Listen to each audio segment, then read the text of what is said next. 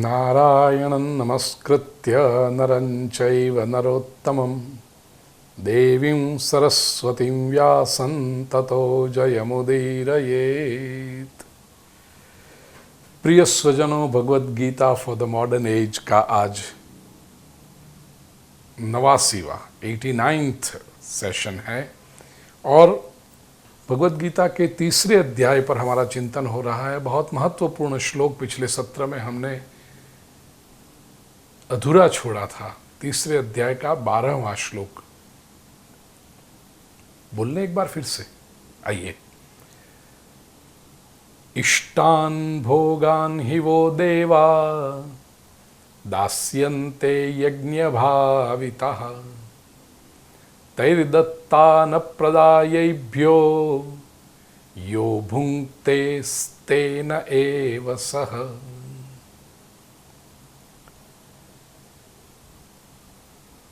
भगवद गीता का और उसमें विशेष करके भगवान श्री कृष्ण के वचनों का सौंदर्य ये है और प्रभाव ये है कि जहां पर कोई स्पष्ट बात कहनी हो वहां पर Shri Krishna he doesn't means words, he doesn't beat around the bush. जो भी बात कहनी हो भगवान श्री कृष्ण स्पष्ट कह रहे थे। यहां पर कहा कि सृष्टि से बहुत कुछ हम लेते हैं और केवल उपभोग करते जाए, सृष्टि के लिए उसका सदुपयोग न करें, दूसरों के लिए उपयोग न करें, परोपकार के कर्म न करें और अकेले इसका उपभोग करें। श्री कृष्ण कहते हैं यो भुङ्क्ते स्तेन एव सः, वो चोर है। बात भी सही है।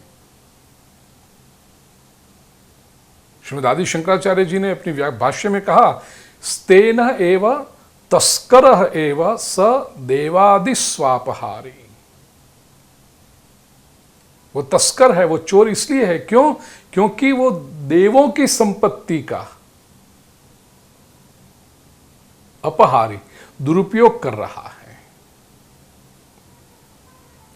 दुरुपयोग से भी ज्यादा उसका यदि टेक्निकल वर्ड इकोनॉमिक्स की परिभाषा में, अकाउंट्स की परिभाषा में कहें या लीगल परिभाषा में कहें तो अंग्रेजी में है मिसअप्रोप्रिएशन।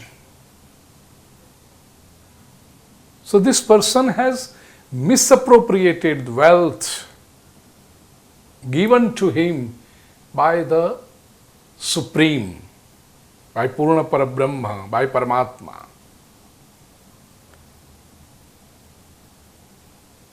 भाष्यकार केशव कहते हैं कि स चोरवत दंड्य इति भावः, उसको चोर के जैसी सजा मिलनी चाहिए, उसको चोर के जैसा दंड मिलना चाहिए। कैसा दंड? तो शंकरानंद जी कहते हैं कि देव या तो ब्राह्मण का धन जो हरण करे, ब्राह्मण की संपत्ति का दबोच ले, ब्राह्मण की संपत्ति का हरण करे, वो बहुत जघन्य अपराध कहा है हमारे यहां। किसी ब्राह्मण को उसके अधिकार का न देना या तो किसी ब्राह्मण की संपत्ति पकड़ के रखना अपने स्वार्थ के लिए, वो बहुत बड़ा अपराध है। उसको जो प्राप्त होती है गति, अधम गति, वो गति को वो पाता है, या अधम से अधम योनि को। इस जीवन में तो वो दुखी रहेगा, लेकिन जन्म जन्मांतर तक शायद मनुष्य जन्म भी फिर से प्राप्त ना हो। इतना जघन्य अपराध है किसी ब्राह्मण की, किसी संत की या तो देवों की संपत्ति को मिसअप्रोप्रिएट करना। इसलिए लोगों, हमारे जो पुराने संस्कार थे, मंदिर की संपत्ति हो, धार्मिक संपत्ति हो, वो कहेंगे बाजार में थोड़ा सा 19-20 करना है तो कर लेंगे कारोबार में, लेकिन धर्म की जो संपत्ति है, किसी ब्राह्मण की संपत्ति है, उसमें एक पैसा भी इधर से उधर नहीं होना चाहिए।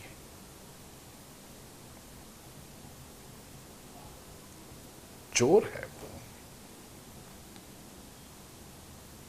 मध्ययुगीन संत ने कहा है ना, जिन दियो ताही बिसरायो, ऐसो निमक हरामी। जिसने संपत्ति दी उसी को भूल गया, ऐसा नमक हरामी। ये संतों को कितनी वेदना होती होगी जब तब ऐसे शब्द प्रयोग करते होंगे, वो नमक हराम, ये सब। क्योंकि संतों की, महापुरुषों की भाषा वे बहुत ध्यान रखते हैं, लेकिन उनके अंतःकरण से जब ऐसे कठोर शब्द निकले तब सोचना कि उनको कितनी वेदना होती होगी। और साथ में ही वे समाज को स्पष्ट संदेश देना चाहते हैं। प्रिय स्वजनों,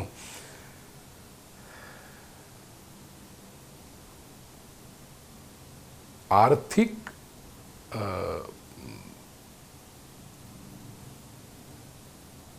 प्रबंधन करना, मैनेजिंग फाइनेंसेस, आधुनिक अर्थशास्त्र जो है, इकोनॉमिक्स, संपत्ति कैसे कमाना वो तो सिखाता है, मौज मस्ती के लिए कैसे उसका व्यय करना, खर्च करना, वो भी सिखाता है। लेकिन इहलोक और परलोक के कल्याण के लिए कैसे उसका सदुपयोग करना, ये मॉडर्न इकोनॉमिक्स नहीं सिखाता। It just teaches you income, expenditure and investments for the return, लेकिन वो केवल मटेरियल रिटर्न तक रह जाता है। जन्म जन्मांतर का जिससे कल्याण हो, या तो अभ्युदय निश्रेयस सिद्धि सधर्म, वो निश्रेयस सिद्धि के लिए आधुनिक अर्थशास्त्र कुछ नहीं कहता। इसलिए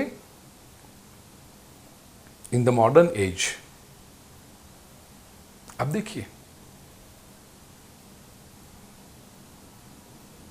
total wealth of the society बढ़ रही है, जीडीपी ऑफ द नेशंस बढ़ रही है, और मैं पूरे विश्व की बात करता हूं। मैं कोई इक्के दुक्के बात, कोई इक्के दुक्के एक्सेप्शन, अपवाद होंगे, उनको छोड़ दो। बाकी ओवरऑल आपको लगेगा सारे नेशन, सारी सोसाइटीज, सारे इंडिविजुअल्स, हम अपने आसपास ही देखें। 50 साल पहले हमारे पास क्या था, आज हमारे पास क्या है। प्रत्येक परिवार अपना अपना देख लें। अधिकतर लोगों में आपको ग्रोथ दिखाई देगा। कहाँ वो गांव के छोटे मकान, मिट्टी की दीवारें, और कहाँ अपने पास अच्छे मकान, सुख सुविधा वाले। कहाँ वो फटे कपड़े, मर्यादित कपड़े, 2 जोड़ी 4 जोड़ी कपड़े होते थे, उससे अधिक होते नहीं थे। और देखिए जरा अपनी अलमारियों को खोलकर आज, कहाँ वो बैलगाड़ी में जाना या तो घोड़े पर जाना, कोई बहुत श्रीमंत व्यक्ति हो तो रथ में बैठकर जाना। 50 साल पहले गाड़ी कितने लोगों के पास थी? अरे साइकिल होना ये बहुत बड़ी बात हुआ करती थी। आज सभी के पास वाहन है, 2 व्हीलर्स, 4 व्हीलर्स। न हो तो वो आराम से उपयोग भी कर, पहले तो उपयोग भी नहीं कर सकते थे। अभी तो कोई भी व्यक्ति सीधा रिक्शा खड़ी रहो, टैक्सी, फ्लाइट में जाना सबके लिए संभव है। फटे कपड़े वाले लोग आज, हाँ फैशन के लिए कपड़े फटे पहने वो बात अलग, बाकी कपड़े अच्छे नहीं है इसलिए फटा हुआ कपड़ा पहन रहा है, ऐसा कोई मिलेगा नहीं आपको। भोजन के कितने ऑप्शंस आपके पास आ गए। 50 साल पहले किसी ने नाम सुना था पिज्जा क्या होता है, पास्ता क्या होता है? छोटा बालक वो जानता है, गांव गांव में जानते हैं। सभी क्षेत्र, मनोरंजन के क्षेत्र में 50 साल पहले मनोरंजन गांव में कोई वो नाटक मंडली आई, कोई वो खेल वाला आया, जादू वाला आया, वो 2 महीने 4 महीने 6 महीने में एक बार, साल में एक बार। अब प्रत्येक घर में टीवी है, सबके हाथ में रिमोट, 100 चैनल, 200 चैनल, 500 चैनल। पसंद नहीं आया, फट से बटन दबाओ, गया, दूसरा आ गया तुम्हारे सामने। ये सब पहले संभव नहीं था। तो प्रोग्रेस तो हो रहा है, नेशंस की जीडीपी बढ़ रही है, फिर भी क्या इंडिविजुअल व्यक्ति के जीवन में सुख है?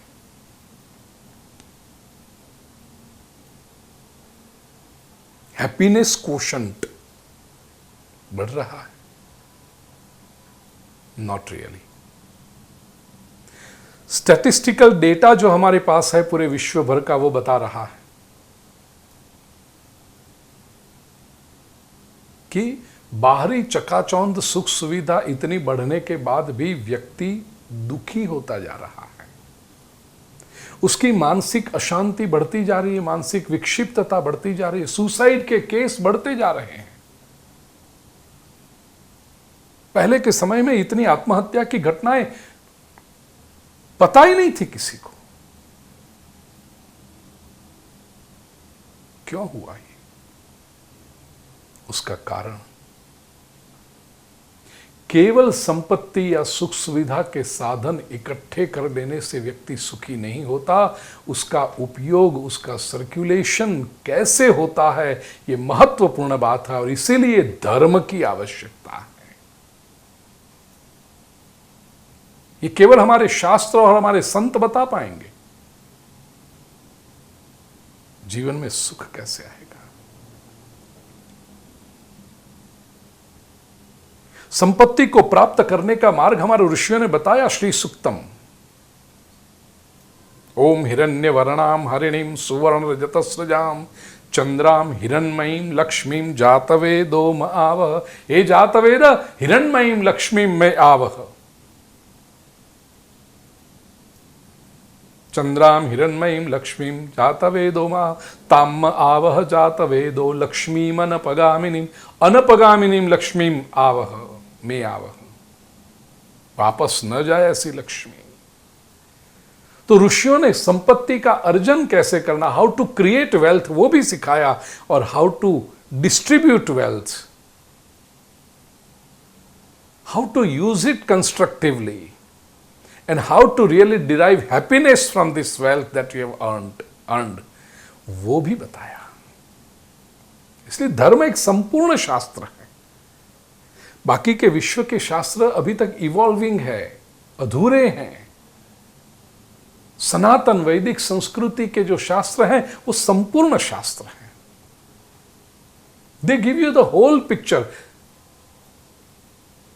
और इसलिए उनकी आवश्यकता है। ऐसा एक अद्भुत शास्त्र हम पढ़ रहे हैं, भगवत गीता, उसमें भी उसका 3रा अध्याय कर्मयोग, इसकी सेवा प्रदान की है। आशीर्वाद एक वाक्य में केवल दे दूं, अधिक उनको आवश्यकता नहीं, लेकिन एक कर्तव्य बनता है। इसलिए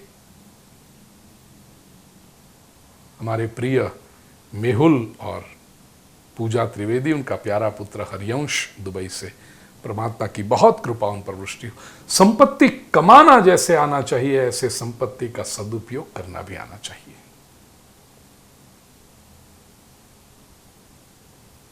श्रीमद् भागवत की कथाएं निरंतर करते रहता हूं, इसलिए भागवत के श्लोक मुझे याद आते हैं प्रिय सुजन। 8वां स्कंद, वामन अवतार की कथा आपने सुनी है।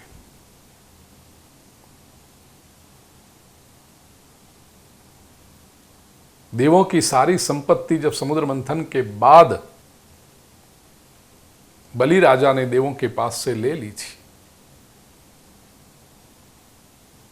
कश्यप ऋषि के कहने पर मां अदिति ने पयोव्रत किया। पयोव्रत के परिणाम से भगवान वामन जी प्रकट हुए, और उनका यही पर्पस था, उनका हेतु था, अवतार का कार्य हेतु था कि देवताओं को उनकी संपत्ति पुनः प्राप्त हो।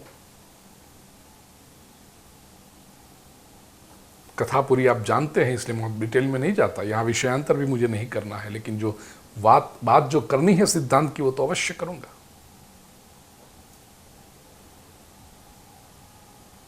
बलि राजा की सभा में पहुंचे हैं वामन जी, और बलि ने ही निमंत्रण देकर के बुलाया है वामन जी के तेज से प्रभावित होकर के। कहा मांगो, क्या चाहिए? वामन जी कहते कुछ नहीं चाहिए, अरे मांगो, मेरी इच्छा हुई है कुछ दे दूं। अम्मा जी ने कहा ठीक, त्रिपदा पृथ्वी चाहिए, 3 चरण पृथ्वी, मैं पृथ्वी पर 3 चरण रखूंगा, उतनी पृथ्वी दे दो। बलि को आश्चर्य होता है, इतना सा मांग, बस बहुत छोटा सा मांगा है तो। अरे अधिक मांगो। वामन जी कहते हैं ये भी मैं इसलिए मांग रहा हूं क्योंकि तू इतना आग्रह कर रहा है, मुझे तो कुछ नहीं चाहिए। बड़ा अद्भुत संवाद है, श्रीमद् भागवत की कथा का श्रवण करें आप, पता चलेगा उसमें। देने वाला कहता है अधिक मांगो, लेने वाला कहता है इससे अधिक मुझे नहीं चाहिए। ऐसा संवाद कहीं पर नहीं दिखेगा आपको, भारतीय संस्कृति में ही दिखेगा। संसार में अधिक संवाद कैसे देखते हैं? लेने वाला कहता है और दो और दो, और देने वाला कहता है नहीं कम करो कम करो। यह संवाद जब सुना, शुक्राचार्य ने कहा कि ये कैसा ब्राह्मण है ये, राजा कह रहा है कि अधिक मांगो फिर भी नहीं मांग रहा। ध्यान लगा के शुक्राचार्य देखा, पता चल गया तो विष्णु का अवतार है। बलि से जाकर, बलि के पास जाकर के शुक्राचार्य उसे रोकने का प्रयास करते हैं। और वो जो शुक्राचार्य से, ये शुक्र नीति है। लेकिन उसमें भी शुक्राचार्य कुछ भी हो, दैत्यों के गुरु हैं, उनको जो कल्याण जिसमें होगा वैसे ही बताएंगे। एक अद्भुत श्लोक शुक्राचार्य की उस नीति में आया है, हम सभी के लिए आचरणीय है वो श्लोक। श्रीमद् भागवत के 8वें स्कंद के 19वें अध्याय का 37वां श्लोक, शुक्राचार्य का उपदेश।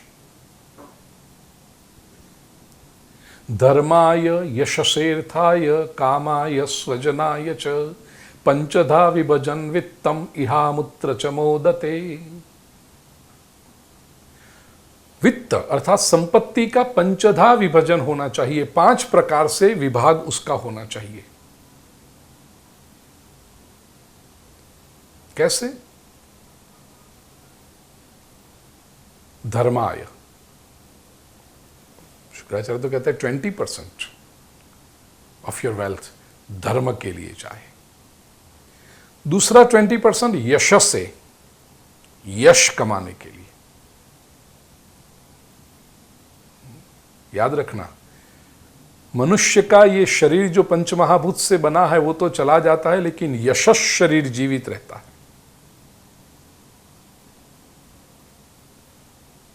The fame that you, the good fame that you have earned by doing good activity in the society, that remains even after a person leaves the body. लोग उनको याद करते हैं कि क्या व्यक्ति है, क्या व्यक्ति था, and people really miss you. यशस् शरीर, तो उसके लिए भी व्यक्ति की संपत्ति का सदुपयोग होना चाहिए। धर्माय यशसे, फिर कहा अर्थाय, अर्थ का अर्थ है मौज करो। संपत्ति आपने कमाई है तो कोई रोकेगा नहीं आपको सुख सुविधा पाने से, अर्थ उसके लिए भी प्रयोग करो, उसका मटेरियल हैप्पीनेस का भी अनुभव लो। फिर कहा त्यागाय, 20% ऑफ द वेल्थ उसका त्याग करो। त्याग का अर्थ है ये निष्काम कर्मयोग। त्याग का अर्थ है you are not expecting anything in return. देखिए, यश के लिए जो किया आपने, गांव में सड़क बनवाई, कुआं खुदवाया, स्कूल बनवाई, अस्पताल बनवाया, वहां आपके पितरों के नाम रखो, आपके फोटो रखो, लोगों की वाहवाही लो, शाल ओढ़ो, सम्मान पत्र लो, ये अर्थ, ये यश के लिए हुआ। लेकिन त्याग का अर्थ है जिसमें आपका दाहिना हाथ दे और बाएं हाथ को पता भी न चले। 20% ये सदुपयोग होना चाहिए। और फिर कहा 20% स्वजनाय च, स्वजनों के लिए करो। अपने लोग, अपनी बिरादरी के लोग, अपने परिवार के लोग, अपने रिश्तेदार, पहचान वाले, मित्र, स्वजन, उनका हाथ पकड़ के ऊपर ले आओ, सपोर्ट करो उनको। ये 5 प्रकार से जो संपत्ति का विभाग करता है, पंचधा विभजन वित्तम इहामुत्र च मोदते। इह, इस संसार में, अमुत्र परलोक में, शरीर छोड़ने के बाद भी मोदते, उसको प्रसन्नता रहती है। तो this is how the wealth is to be divided. और याद रखो प्रिय से, ये जब देने की बात आती है ना, तो एक महत्वपूर्ण बात कह दूं, giving should always be graceful. और वो पता कैसे चले वेदर इट इज ग्रेसफुल और नॉट? तो कुछ भी देने के बाद यदि आपको लगे कि आपके पास से कुछ कम हुआ है, तो समझना कि वो दान हुआ ही नहीं है। देने के बाद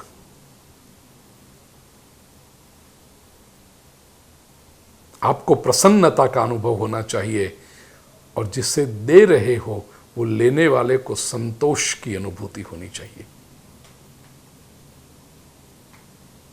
देने वाले को प्रसन्नता और लेने वाले को संतोष मिले, तब समझना कि वो दान सही है।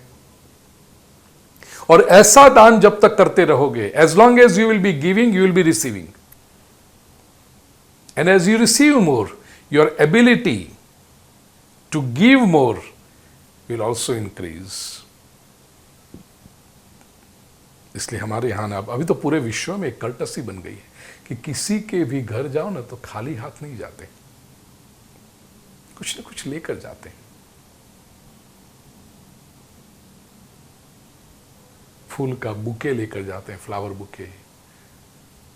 बुके से भी अच्छा एक विचार मुझे हमेशा आता है, बुक लेकर जाओ। कोई अच्छा पुस्तक, कोई धार्मिक पुस्तक जो आपको पसंद आया हो। कई लोग ऐसे हैं, एक साथ में 10-10, 20-20, 25-25 अपने भागवत हैं, अपने हनुमान का ग्रंथ है, अपने कई ऐसे पब्लिकेशंस है,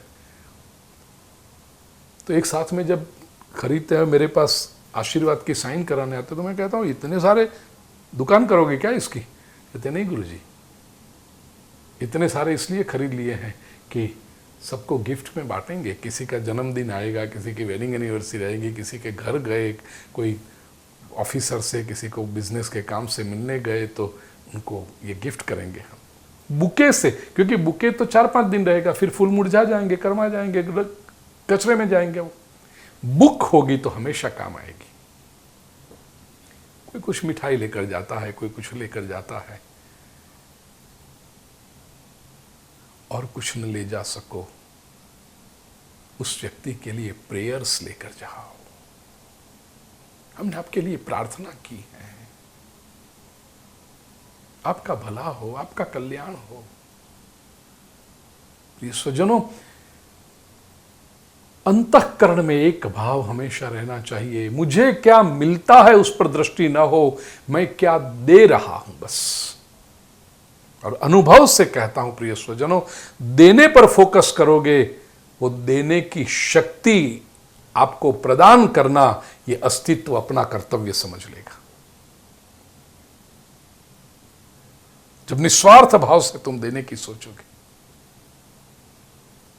और ये सर्कुलेशन, ये एक विराट, आगे के श्लोकों में भगवान इसका शब्द प्रयोग करेंगे, चक्र। ये सृष्टि का विराट ऐसा चक्र समझ चलते जाएगा।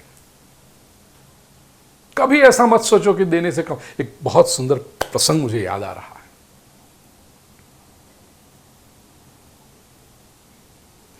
एक राजकुमार था, मतलब छोटी उम्र में राजा बन गए थे अब, और इतने उदार, इतने उदार। घटना ऐसी हुई कि उनके राज्य में अकाल पड़ा। 5-7 वर्ष तक वर्षा नहीं हुई, बारिश नहीं हुई। इतनी गरीबी, लोगों को भोजन के लाले पड़ गए। तो राजा देते रहे संपत्ति।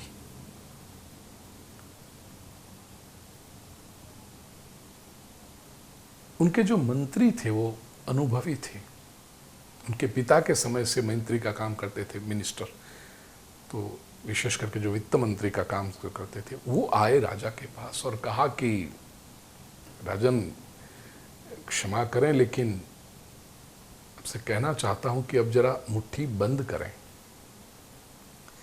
राजा ने कहा मुट्ठी बंद कैसे करूं मैं, मेरी प्रजा इतनी दुखी है, अकाल पड़ा हुआ है, और ये संपत्ति जो हमारे पास इकट्ठी हुई वो उन्हीं के पास से तो आई है, उन्होंने ही जो टैक्स चुकाया है, कर दिया है, वही से तो आया है पैसा, उन्हीं के काम में लगा रहे हैं।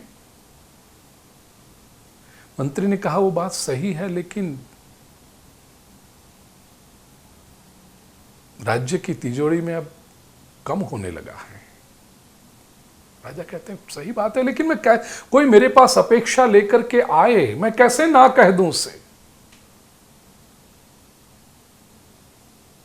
मंत्री ने अपने अनुभव से कहा कि राजन वो तो ऐसी बात है कि जहां गुड़ हो ना वहां मक्खियां आती हैं। मंत्री ने अपनी तरह से राजा को एक संदेश देने का प्रयास किया प्रतीक के द्वारा, सिंबॉलिकली, कि जहां गुड़ हो वहां मक्खियां आती हैं। ऐसा कहकर मंत्री चले गए। रात के 12 बजे राजा ने मंत्री को बुला भेजा, सेवक से जाकर कहा जाओ मंत्री को ले आइए। मंत्री ने सोचा क्या हुआ होगा, रात के 12 बजे याद कर रहे हैं राजन। आए, पूछा बताइए राजन क्यों याद किया मुझे। राजा ने एक टेबल के ऊपर एक प्लेट थी, उसके ऊपर कपड़ा ढक के रखा था। मंत्री से कहा मंत्री जी जरा वो कपड़ा हटाइए ना। मंत्री ने जाकर के उस कपड़े को हटाया। राजन ने पूछा क्या है। मंत्री ने कहा राजन ये प्लेट में गुड़ है और मक्खियां।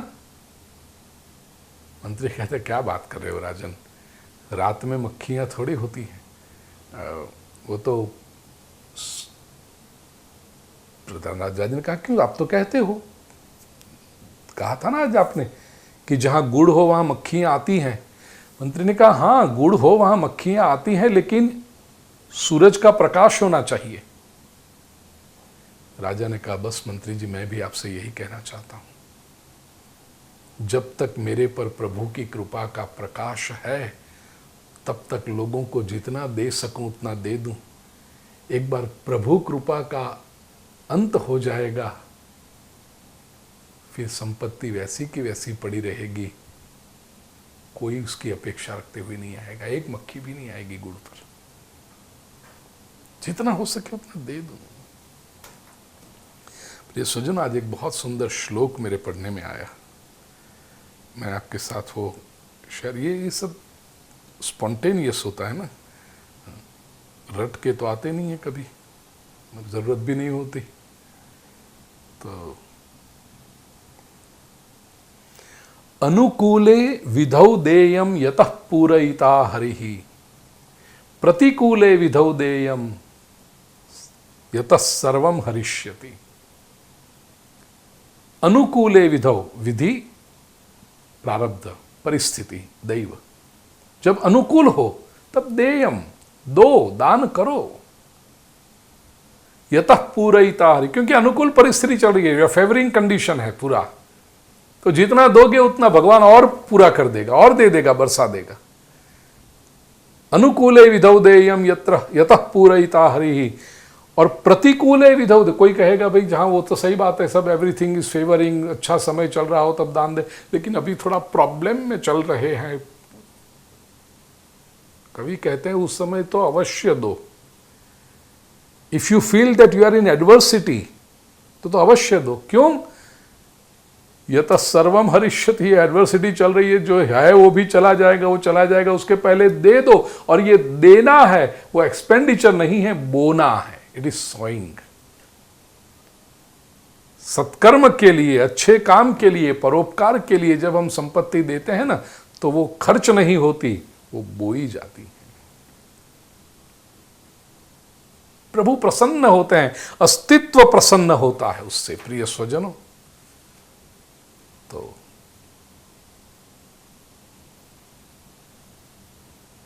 परमात्मा को दीजिए बस। और कृष्ण कहते हैं कि ये जो नहीं देता वह चोर है, और जो देगा, वो जो निरंतर परमात्मा को अर्पण करते रहते हैं, वो उसके लिए प्रभु 13वें श्लोक में बात करते हैं। अगले श्लोक में आइए भगवद गीता के तीसरे अध्याय का 13वां श्लोक एक एक चरण बोलें और फिर उसका अर्थ समझने का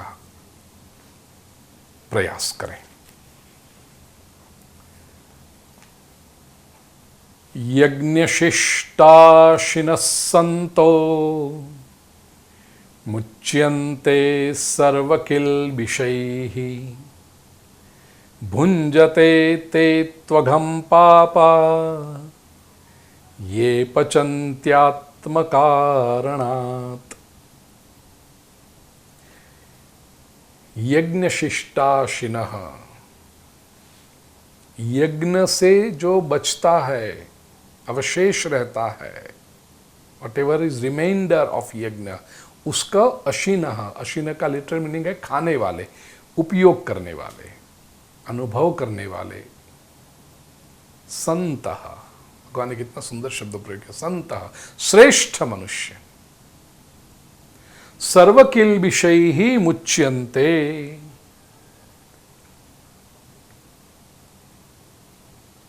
संपूर्ण पापों से छूट जाते हैं, सभी पापों से छूट जाते हैं। तू, परंतु ये आत्मकारणात् पचंती, जो केवल आत्मकारणात् अपने लिए ही पचंती, पचंती का अर्थ है लिटरल मीनिंग अगेन पकाते हैं, अर्थात सब कर्म करते हैं। ते पापाः अघम भुंजते, वे पापाः, पापी लोग तो अघम, संस्कृत में अघ शब्द का अर्थ होता है पाप, भुंजते खाते हैं, भक्षण करते हैं। दो एग्जैक्टली ऑपोजिट कैरेक्टर्स इस श्लोक में, तीसरे अध्याय के 13वें श्लोक में प्रभु ने बताए। संतः पापाः, संत कौन है? जो यज्ञ शिष्टाशिना है वो संत है।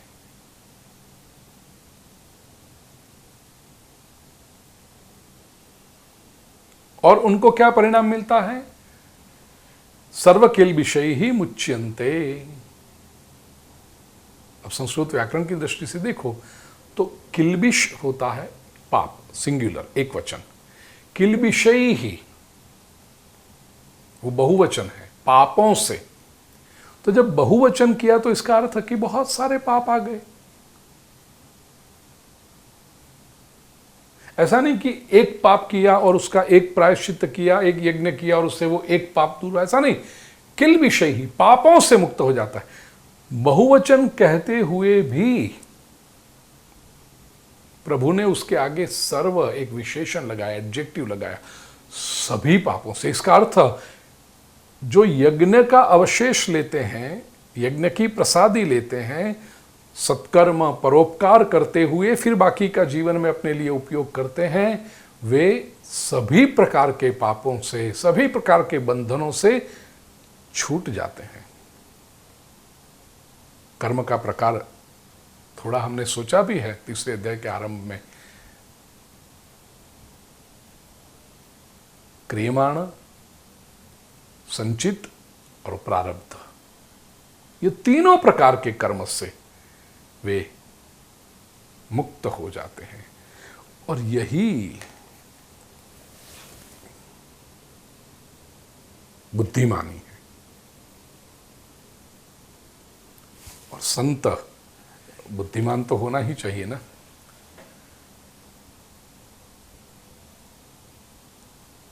बुद्धि की महत्ता दिखाते हुए भगवद गीता के दूसरे अध्याय के 50वें श्लोक में प्रभु ने कहा था, बुद्धि युक्तो जहातीह उभे सुकृत दुष्कृते। जो बुद्धि युक्त है, उभे सुकृत दुष्कृते, सुकृत और दुष्कृत, पुण्य और पाप दोनों को इह एव जहाती, यहीं पर, इसी लोक में, इसी शरीर में, इसी जीवन में छोड़ करके चला जाता है, मुक्ति पा लेता है पाप पुण्य दोनों से। और यही बात यहां पर सर्वकिल विषय ही मुच्यन्ते। सारे पापों से वो मुक्त हो जाता है। यज्ञ शिष्ट बड़ा पवित्र होता है भाई। लिटरली मीनिंग यज्ञ के बाद बचा हुआ, यज्ञ शिष्ट। और अश्नंत,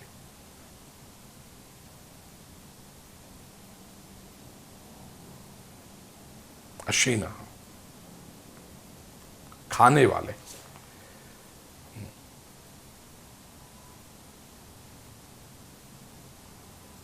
अमृत के समान है ये। यज्ञ का जो अवशेष है ना, उसको तो अमृत माना गया है, व्यक्ति को श्रेष्ठ कर देता है।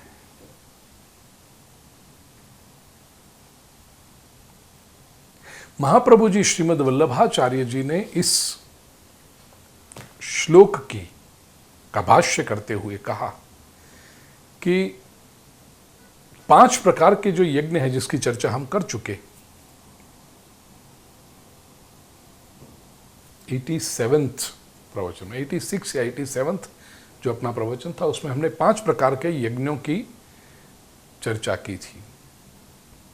ऋषि यज्ञ, देव यज्ञ, भूत यज्ञ, ये 5 प्रकार के जो प्रत्येक का कर्तव्य है।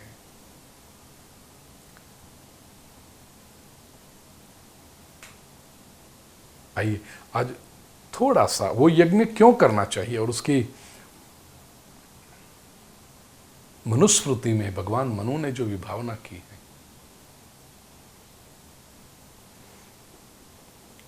कोई भी गृहस्थी हो प्रिय स्वजनों, हाउस होल्डर जो संसार में अपना जीवन चलाता हो, चाहे कितना भी ध्यान रखे, चाहे कितना भी सावधान रहे, 5 प्रकार के पाप तो उससे होते ही हैं। बड़े बड़े यज्ञ जब हम करवाते हैं ना, मैं जब समझाता हूं तो उसमें वैश्वदेव के समय ये बात मैं विशेष रूप से समझाता हूं। 5 प्रकार के पाप होते हैं। मनुस्मृति के 3 अध्याय का 68वां श्लोक, पंचसूना गृहस्थस्य चुल्ली पेशन्युपस्करः कंडनी चोदकुंभश्च बध्यते यास्तु वाहयन। संस्कृत भाषा बड़ी सुंदर है, बड़ी सरल भी है। ऐसे सुनने में आपको लगेगा अरे ये तो कुछ पल्ले नहीं पड़ रहा, लेकिन जैसे जैसे एक स्पष्ट शब्द करते जाएंगे तो आपको लगेगा अरे ये तो बिल्कुल सरल है। पंचसूना गृहस्थस्य, गृहस्थी जो है, हाउस होल्डर है, उसको 5 प्रकार के पाप लगते हैं। कौन से? पहला कहा चुल्ली। चुल्ली का अर्थ है चूल्हा। देखो चुल्ली, चूल्हा, तो अकेला चुल्ली शब्द संस्कृत में सुनोगे तो लगे क्या अर्थ होगा? चूल्हा। चूल्हा जब जलाओ, उसमें जो लकड़ियां जले, अब लकड़ियों के अंदर कोई जीव जंतु होगा, जल जाता है, पाप लगा के। आप उस जंतु को मारना नहीं चाहते थे, आप हिंसा करना नहीं चाहते थे, you didn't mean violence. So even without your wish, without your desire and without your knowledge, ये पाप होता है। चुल्ली। पेशणी, पेशणी को कहते हैं चक्की। आटा जब पीसते हो, या तो चटनी के लिए वो आता है ना सिलबट्टा, खाननी दस्तो गुजराती में कहते, वो करो, अनाज चक्की पीसो, तो उसमें भी छोटे छोटे कितने जीव जंतु बेचारे पीस जाते होंगे। आपकी इच्छा नहीं है, आप उसके लिए कर नहीं रहे हो, लेकिन हो जाता है, पाप तो लगा, हिंसा तो हुई। उपस्करः, उपस्कर को कहते हैं घर में सफाई के लिए जो झाड़ू पोछा के लिए जो साधन आते हैं। अब ये झाड़ू मारते हो, कचरे के साथ जीव जंतु भी चले जाते हैं, पोछा मारते हो, और आजकल तो वो फिनाइल और क्या क्या कहते हैं सब केमिकल्स के डाल के करते हो, तो उसमें बेचारे कितने जीव जंतु मर जाते होंगे। कोई कॉकरोच देखा, चींटी देखी, वो क्या कहते हैं, वो हीट करके मारते हैं ना, वो क्यों मारा आपने, जान तो लिया।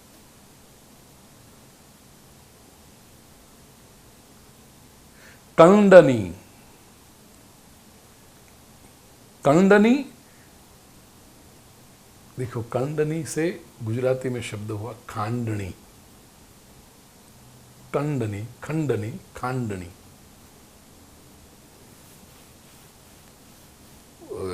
उखल, क्या मुसल और उखल, हाँ उखल में सरक ऐसा कहते हैं ना हिंदी में, तो ओसली और ओखली, ओखली और मुसल गुजराती में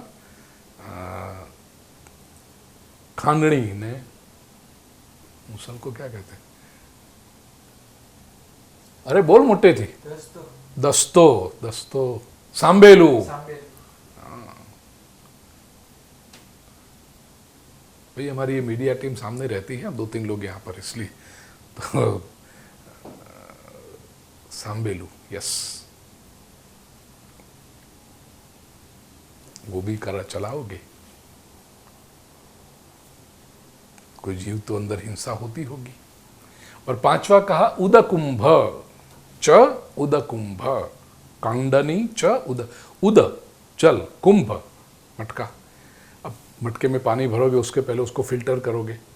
क्यों फिल्टर किया, कि भाई कोई जीव जंतु ना आए, बैक्टीरिया हो सब निकल जाए। और आजकल जो आरओ सिस्टम और ये सिस्टम, वो से वाटर प्योरीफायर सब अलग प्रकार, क्या होता है, इससे जंतुओं को मारते हो ना, हिंसा तो हुई। क्यों, वो जंतु को पानी में रहने का अधिकार नहीं था। अब आप कहोगे जंतु वाला पानी नहीं कैसे पिएंगे, ठीक है। हमारा जीवन, हमारा शरीर अच्छी तरह से चले, इसलिए अननोइंगली और अनडिजायर, विदाउट डिजायर, इच्छा भी नहीं हमारी और हमारी जानकारी भी नहीं है, लेकिन जीव हिंसा होती है, पाप का बंधन होता है। तो क्या करें। अलग अलग भाष्यकारों के अलग अलग विचार है उसमें कि चलो हिंसा तो हुई, लेकिन ये जानबूझकर नहीं की गई, इसलिए वो बंधन कारक नहीं कहलाती, लेकिन जीवों को नुकसान पहुंचाती है, इसलिए प्रायश्चित्त करना चाहिए। और वो प्रायश्चित्त हमारे शास्त्रकारों ने कहा, वैश्वदेव, कि हम जब भोजन करें उससे पहले कुछ और जीवों को खाना दे दें। प्रतिनिधि के रूप में हमने गाय रखा, गांव में आसानी से जो मोहल्लों में मिल जाता था, शेरी में मिल जाता था, कुत्ते को दो, तो पहले निकलता था ऐसे, गाय की रोटी, कुत्ते की रोटी, कौवे की रोटी, और फिर हम भोजन करते थे। अब शहरों में तो भाई क्या बात करें, छोड़ो, तो गाय की रोटी भी हम खा जाते हैं, कुत्ते की, कौवे की, सब की। कहाँ रोज गाय ढूंढने निकलोगे, कहाँ कुत्ता ढूंढने निकलोगे, कहाँ शेर कौवा ढूंढने निकलोगे। अरे वर्ष में एक बार श्राद्ध पक्ष में यदि पंडित जी स्मरण करा दें कि आपके पिताजी का, आपके ससुर जी का श्राद्ध है, तो कर लोगे, वह बात अलग, कौवा ढूंढते हुए छेप पे, रोज कौन ढूंढने जाएगा। और पाप तो इकट्ठा हो रहा है। और ये तो मनु भगवान ने हजारों वर्ष पहले कहा। आज के ज़माने में देखो तो और हिंसा के साधन बढ़ गए हैं। हम जब व्हीकल चलाते हैं तो कितने नीचे आ जाते होंगे रोड पर, पता भी नहीं चलता हमें। और बाकी का छोड़ो, गाड़ी को जब इग्निशन भी दो, या 2 व्हीलर को या 4 व्हीलर को, तो वो भ्रू भ्रू करके पीछे से धुआं निकलता है, वो कार्बन मोनोऑक्साइड वाला, उसमें बेचारे कितने जीव जंतु मर जाते होंगे। छोटे जीव जंतु को छोड़ो, पूरे मनुष्य जाति को नुकसान पहुंचा रहे हैं पोल्यूशन कर लगा के। एक सांस में नहीं मर जाता, धीरे धीरे धीरे पूरी मनुष्य जाति को हम नष्ट कर रहे हैं। अभी जो कोई चर्चा चली है कि ये जो बड़ी संवेदनाओं को स्पर्श करने वाली बात है, याद करोगे तो पता चलेगा। मुंबई जैसे शहरों में, बड़े बड़े शहरों में अब चिड़िया दिखाई नहीं पड़ती, चकली। 10 साल 20 साल पहले तक खिड़की पे आके बैठती थी, ची ची ची ची ची ची ची ची ची ची ची बोलती थी। अब नहीं सुनाई पड़ती। कहाँ गई ये सारी चिड़िया? वैज्ञानिक संशोधन हुआ, पता चला ये चिड़ियों की पूरी जनरेशन खत्म हो रही है शहरों में से। जंगल में और रिमोट एरियाज में होंगी वो बात अलग, शहरों में से कम हो रही है, आती भी नहीं है। जो थी वो बेचारी मर गई, नई जनरेशन उनकी नहीं आ रही। क्यों? क्योंकि ये सेलफोन के जो टावर हैं और उसके रेडिएशन है, वाईफाई के, सेलफोन के, मोबाइल फोन के, वो रेडिएशन मनुष्य शरीर को भी नुकसान तो करते हैं, लेकिन हमें पता नहीं चलता। लेकिन ये चिड़िया बड़ी सेंसिटिव है। ऐसे कितने पंछी, शहरों में से पंछी अब कम होने लगे हैं, क्योंकि ये रेडिएशन उनको अनुकूल नहीं आते, वो नष्ट हो जाते हैं बेचारे पंछी। हिंसा हुई कि नहीं? अब मोबाइल फोन का इस्तेमाल बंद कर दोगे तो? मनु भगवान ने तो केवल ये 5 प्रकार के पाप कहे। आधुनिक युग में तो और पाप की संख्या बढ़ती जाती है। और मैं कहूंगा ये अनजाने में हो रहे हैं। कोई मारना नहीं चाहता, कोई ये नहीं करता कि मैं चिड़िया को मारूं इसलिए मोबाइल फोन चालू करूं, लेकिन मोबाइल का उपयोग करते हुए चिड़िया इनडायरेक्टली, अननोइंगली उसको नुकसान हो रहा है। इसलिए वो 5 महायज्ञ हमारे शास्त्रकारों ने बताए कि इसका यदि प्रायश्चित्त के रूप में किया जाए, भूत यज्ञ, मनुष्य यज्ञ, देव यज्ञ, ऋषि यज्ञ और पितृयज्ञ, ये 5 प्रकार के यज्ञ, ये हमारा कर्तव्य है।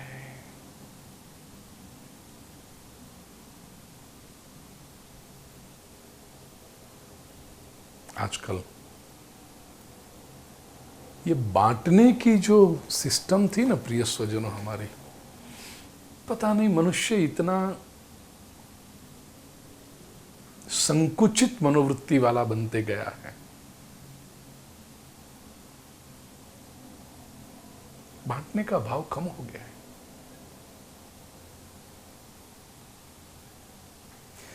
पहले ऐसा होता था कि गांव का कोई एक व्यक्ति पढ़ लिख कर या कामकाज के लिए अच्छा पढ़ा लिखा हो, डॉक्टर इंजीनियर बना हो, बात अलग, नहीं तो सामान्य व्यापारी बना हो कि नौकरी भी करता हो, लेकिन वो शहर में गया तो उसका घर पूरे गांव का घर बन जाता था।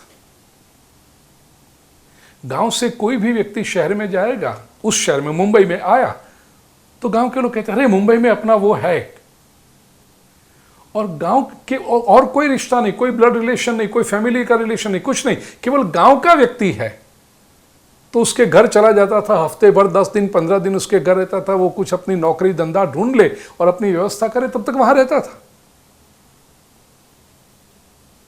अधिकार से। ये संवेदना थी। अरे हम एक गांव के, जाने वाला भी एक पॉजिटिव माइंड से जाता था और जिसके घर जाता था उसको भी आनंद होता था, मेरे गांव का कोई व्यक्ति आए, मेरा कर्तव्य बनता है उसको सेटल करना। आज कोई जाता है? लोगों के घर बड़े बन गए। इतना ही नहीं, गांव के लोगों की घर की संख्या भी बढ़ गई। पहले पूरे गांव में से एक आदमी रहता था मुंबई में, अब गांव में से 15 लोग मुंबई में रहते हैं। लेकिन एक व्यक्ति जो गांव में से निकलेगा वो 15 घरों को सोच के नहीं नहीं नहीं नहीं नहीं नहीं नहीं नहीं नहीं नहीं। क्यों? और यही बात प्रिय स्वजनों, मैं जब विदेश में जाता हूं तो वहां पता चली। नॉर्थ अमेरिका में, अमेरिका, कनाडा, सब जगह पे कि नया नया कोई यदि इंडिया से आया है, भारत से आया है सेटल होने के लिए, तो उस वक्त कोई बड़ा मकान नहीं होते, अपार्टमेंट में रहते थे, छोटे से मकान होते थे। लेकिन आओ, अरे भारत से आए हो, और वहाँ केवल गांव नहीं, फिर तो पूरे एरिया से, गुजरात से भी कोई आया हो कि वहाँ, अरे आओ अपना आदमी, किसी का भी नाम लेकर रहो।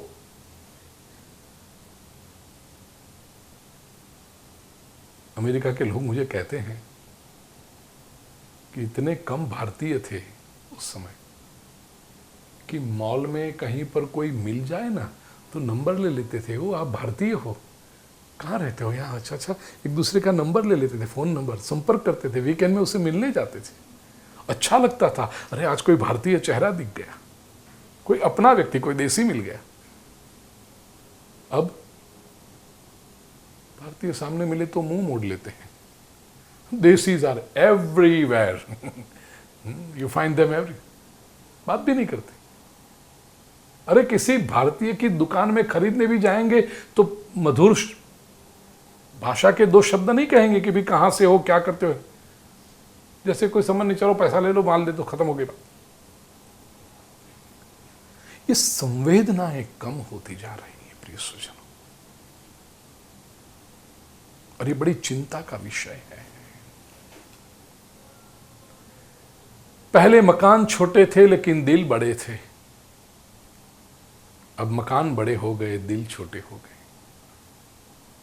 क्योंकि शेयर करने की भावना थी, यज्ञीय भावना थी। मुझे जो प्राप्त हुआ है उसमें दूसरों का भी अधिकार है इनडायरेक्टली, और उनके लिए कुछ समर्पण करना ये मेरा कर्तव्य है। ये वृत्ति चली गई मनुष्य की। मैं बार बार याद कराऊं प्रिय स्वजन, आप, यज्ञ का अर्थ केवल स्वाहा स्वाहा स्वाहा चलता हो वो नहीं है। इसलिए मैं ये डे टू डे एग्जाम्पल्स, दैनंदिन उदाहरण देकर के समझाने का प्रयास कर रहा हूं, भगवान श्री कृष्ण की बात आप तक पहुंचाने का एक प्रयास कर रहा हूं। समृद्धि बढ़ रही है, पैसे बढ़ रहे हैं, सुख सुविधा के साधन बढ़ रहे हैं, लेकिन जीवन में से शांति, प्रसन्नता, आनंद जा रहा है, सुख जा रहा है। क्यों? ये छोटी छोटी बातें जो हमने गंवा दी, मिस कर दी। पश्चिम की संस्कृति में मैंने देखा, थैंक्स गिविंग वीकेंड जो नवंबर में आता है, नवंबर का 3rd weekend I think so, America में पूरा फैमिली मिलता है। वो परंपरा अभी कुछ परिवारों ने टिकाई है, इवन अमेरिकन्स, व्हाइट अमेरिकन्स लोगों ने।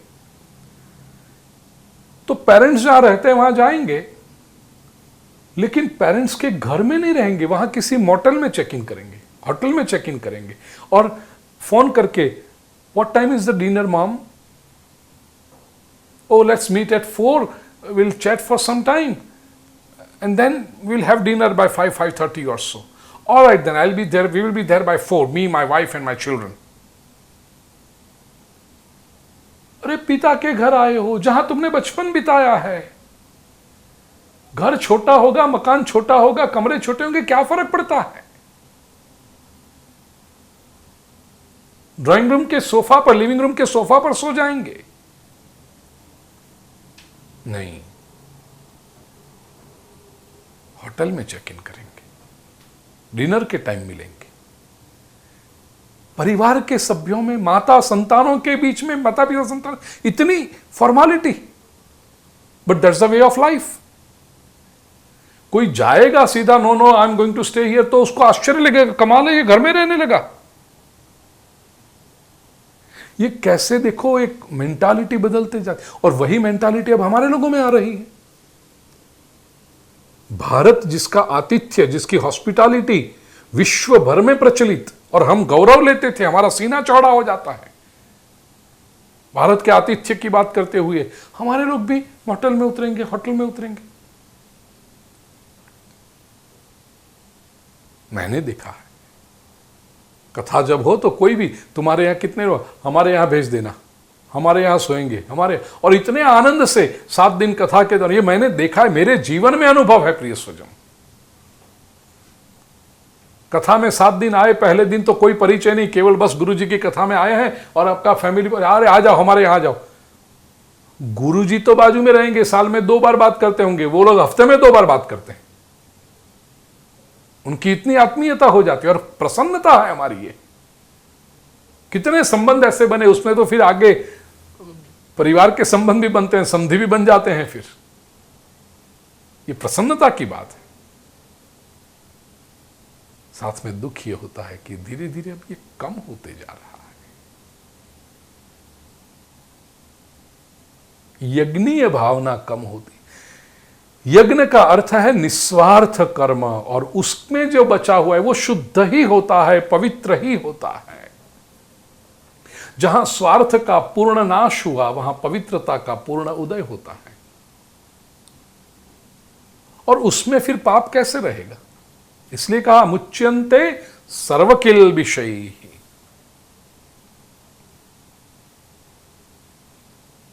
एक बड़ा सुंदर प्रसंग मुझे याद आ रहा है। पूज्य स्वामी अखंडानंद सरस्वती जी की जीवन की घटना, बनी हुई घटना है, उनके बाल्यावस्था की। स्वामी जी कहते हैं उनके पड़ोसी थी, और वो पड़ोसी का नियम कि उनके घर पे जो भी कोई आता उनको भोजन कराते हो।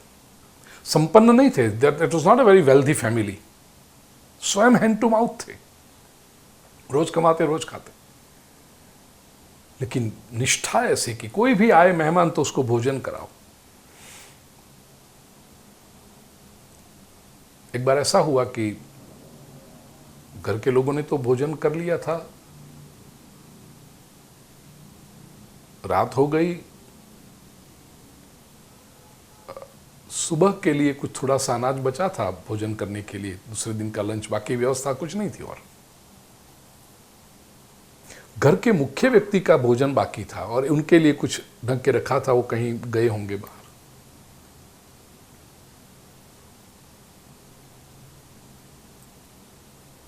वो आए, साथ में कोई मेहमान आया था। पत्नी ने इशारे में पति से कहा कि केवल आपकी रोटी बने उतना आटा बचा रखा है, मैंने गरम रोटी आपको उतार के दूं। आटा तो है, बात क्या कहूं, चूल्हे में जलाने के लिए लकड़ी भी नहीं है। आटा केवल आपकी 2-500 रोटी बन सके उतना है। पति ने कहा चिंता मत करो, मेहमान आया उसको भोजन कराइए। लकड़ी नहीं है, अब रात को कहां लकड़ी ढूंढने जाएंगे। चारपाई थी, खाटलो, उसका पाया तोड़ करके आग जलाई। पति के लिए जो रोटी बनानी थी 5 रोटी, उतना ही आटा बचा था, सब्जी बना के रखी थी। मेहमान भी भूखा था, सारी रोटी मेहमान को खिला दी।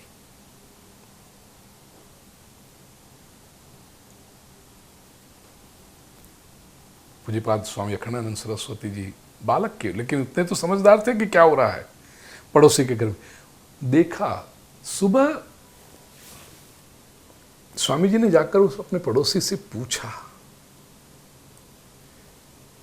कि दूसरे को भोजन करा के भोजन करने में क्या आनंद है आपको। उस व्यक्ति ने उत्तर दिया, दूसरे को भोजन करा के हमें भोजन करना वो तो सामान्य बात है, आनंद तो दूसरे को भोजन करा के स्वयं भूखा रहने में है। क्योंकि भूखे जब रहते हैं ना तो नींद नहीं आती रात को, और नींद नहीं आती तो भगवत स्मरण अधिक होता है, भगवान का नाम अधिक जपा जाता है।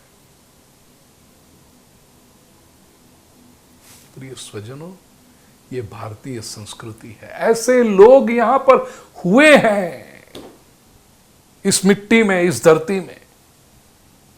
अब ऐसे लोग भला पाप क्या करेंगे, उनके पाप बचेंगे कभी? कतई नहीं। इतनी परोपकार की भावना, जो स्वयं भूखा रह करके दूसरे को भोजन कराने में अपना प्रसन्नता का अनुभव करे, वो भला व्यक्ति उसके जीवन में पाप करेगा? पाप बचेंगे? सारे पाप उसके नष्ट हो गए, सारे बंधन नष्ट हो गए। और इसी को कहते हैं संत, यज्ञ शिष्टाशिन संत मुच्यन्ते सर्वकिल विषय। वो सारे पापों से मुक्त हो जाते हैं और केवल अपना पेट भरने के लिए जो करते हैं वो तो पाप ही है, पापाहा, और वो पाप ही खाते हैं। यही अर्थ का श्लोक मनुस्मृति में भी 3 अध्याय के 118वें श्लोक में है, अघंस केवलम भुंक्ते ये पचन्त्यात्म कारणात्। मोघम अन्नम विंदते अप्रचेताः। यज्ञ न करने वाला व्यक्ति व्यर्थ अन्न खाता है। ऋग्वेद में भी 10वें मंडल में मंत्र है, नार्यमणम पुष्यति नो सखायम केवलाघो भवति केवलादि। जो अर्यमा और सखा, सखा का अर्थ है मित्रजन, आप्तजन, स्वजन, उनका पोषण नहीं करता है। नार्यमाणम पुष्यति नो सखायम, न अर्यमाणम पुष्यति न सखायम पुष्यति। केवलाघो भवति, केवल आदि, केवल आदि, केवल अपना ही भोजन करता है, केवल अपने लिए पेट भरता है, वो तो पाप समझो उसे। केवल आगो भवति, केवल पापी बनता है। तो प्रिय स्वजनों, इतना संकल्प कर लीजिए बस, जो भी हमारे पास है प्रभु ने दिया हुआ, उसमें से हम बांटें। और बांटने से, फिर से कह दूं आपको, कम नहीं होगा। निस्वार्थ भाव से यदि बांटोगे, कम नहीं होगा, बढ़ेगा अवश्य। ये भगवान श्री कृष्ण की आपको गारंटी है। और इस गारंटी के साथ आज के सत्र को यहीं विराम दें। अगले सत्र में आएंगे तब 14वें श्लोक से आगे भगवान श्री कृष्ण क्या समझा रहे हैं उस पर हम चिंतन करेंगे। स्वस्थ रहिए, मन प्रसन्नता से रहिए। जो भी समय मिला है, जैसा भी समय मिला है, उसमें आनंद की अनुभूति करिए और जीवन विकास की इन क्षणों का ठीक से उपयोग करके जीवन को धन्य बनाइए। आपको, आपके परिवार को, आपके सभी लोगों को ये सत्संग का लाभ मिलता रहे। हाँ भाई, हमारी ये मीडिया टीम याद कराई, ये पूज्य श्री भाई चैनल आप स्वयं तो देख ही रहे हो, लेकिन अन्य लोगों को भी ये लिंक फॉरवर्ड करें, उनको ये चैनल सब्सक्राइब करने को कहें, ताकि जीवन धन्य बने। बस हेतु यही है कि भगवान श्री कृष्ण का ज्ञान अधिक से अधिक लोगों तक पहुंचे, ताकि उनके जीवन धन्य। ये भी एक विचार यज्ञ है, ये भी ज्ञान यज्ञ है आधुनिक युग के अनुसार। और इस ज्ञान यज्ञ का हो सके उतना जितना प्रचार कीजिए। आप सभी के ऊपर परमात्मा की कृपा की वृष्टि होती रहे, यही सद्भावना के साथ कृष्णाय वासुदेवाय हरये परमात्मने प्रणतक्लेशनाशाय गोविंदाय नमो नमः। ओम शांति शांति शांति।